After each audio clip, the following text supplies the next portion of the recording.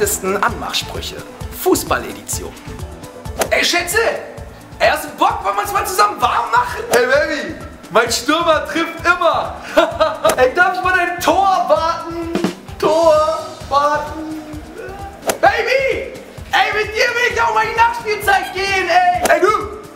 Ey, wie sieht's bei dir mit Freistößen aus? Girl, hast du wieder Zeit? Lass mal im Mittelfeld treffen, du und ich. Ich habe auch gerade meinen Rasen gestutzt im Mittelfeld. Ey, Babe, darf ich mal in den Strafraum eindringen? Baby, ey, bei mir würdest du nie im Abseits stehen, ey. Ey, Ladies, wollen wir mal einen Hattrick zusammen machen?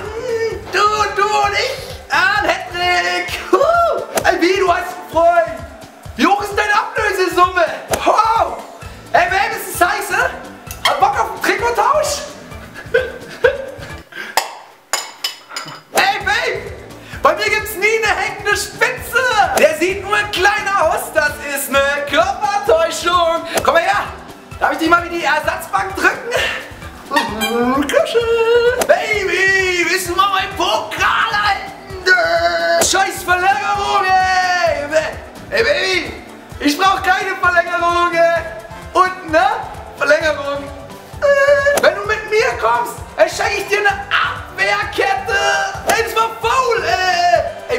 Ey, Baby, ey, soll ich dich mal in die Manndeckung nehmen? Ey, Schatz, ey. Ich bin eigentlich kein Abstauber. Aber ist nichts anderes da. Da will ich dich auch nehmen. Klar. Die hässlichsten Anmachsprüche, Fußball-Edition. Wenn du noch ein paar hast, so ein paar Wortspiele, mit denen man Frauen anmachen kann oder auch Männer anmachen kann, post es unten in die Kommentare.